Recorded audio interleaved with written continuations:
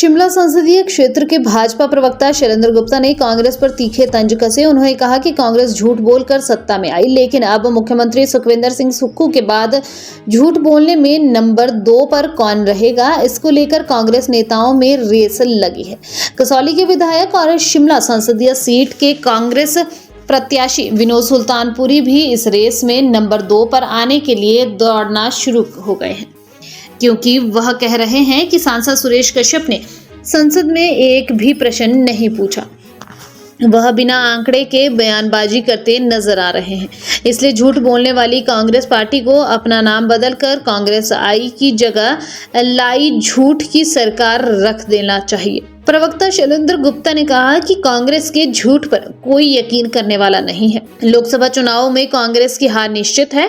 गुप्ता ने कहा कि विनोद सुल्तानपुरी का गृह क्षेत्र कसौली से, लेकिन भाजपा की सबसे अधिक लीड भी कसौली से ही हासिल करेगी, क्योंकि सुल्तानपुरी विधायक बनने के बाद अपने क्षेत्र वासियों के लिए ही कुछ नहीं कर सके, जिस कारण उनके क्षेत्र के लोग ही बेहद दुखी हैं। यहाँ तक कि सुल्तानपुरी किसी का फोन तक नहीं सुनते, वह हमेशा फ्लाइट मोड में रहते हैं। आप ये देखिए, पिछले जब से लोकसभा चुनाव का बिगल बना, ये हर रोज झूठ पर झूठ बोले जा रहे हैं। कभी शिमला संसदीय क्षेत्र के जो भारतीय जनता पार्टी के प्रत्याशी है सुरेश कश्यप जी, उनके बारे में बोला गया कि उन्होंने सांसद निधि से एक पैसा नहीं खर्चा। फिर दूसरा, उनके ऊपर इल्जाम लगाया गया वो जो आपदा के दौर के ऊपर वो नहीं गए। अब जो सबसे दुखद बात यह है, जो कांग्रेस के प्रत्याशी है श्री विनोद सुल्तानपुरी जी, उन्होंने कल एक बहुत बेहद भद्दा सा मजाक करके और पूरे शिमला संसदीय क्षेत्र के साथ ये जो झूठ बोल के कि भी जब से सांसद बने हैं उन्होंने एक भी प्रश्न नहीं पूछे, और इस तरह की बातें करके ये कांग्रेस आई जो है वो कांग्रेस लाई बनती जा रही है। पहले इन्होंने 10 गारंटियां दी, उसमें झूठ बोला।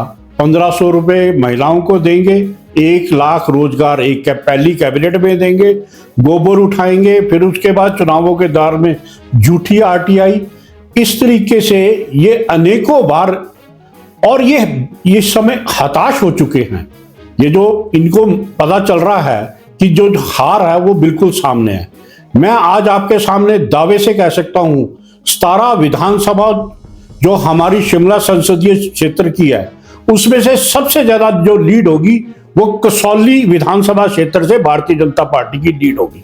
उसका सबसे बड़ा कारण ये है कि जी पिछले विधानसभा कार्यकाल में जिस तरीके से विनोद सुल्तानपुरी जी ने जो काम किया है, उससे जो समस्त कसौली के जो जनता है वो उनसे बहुत निराश है, उनसे बहुत आशाएं थी। उनका मानना है ये ना तो विधानसभा में अपना समय देते हैं, हमेशा फ्लाइंग मोड पे रहते हैं। ये खुद फ्लाइंग मोड पे रहते हैं और इनका मोबाइल भी फ्लाइंग मोड पे रहता है, और ये कभी भी जनता के बीच में नहीं रहते। आपदा में भी गुमशुदा रहे।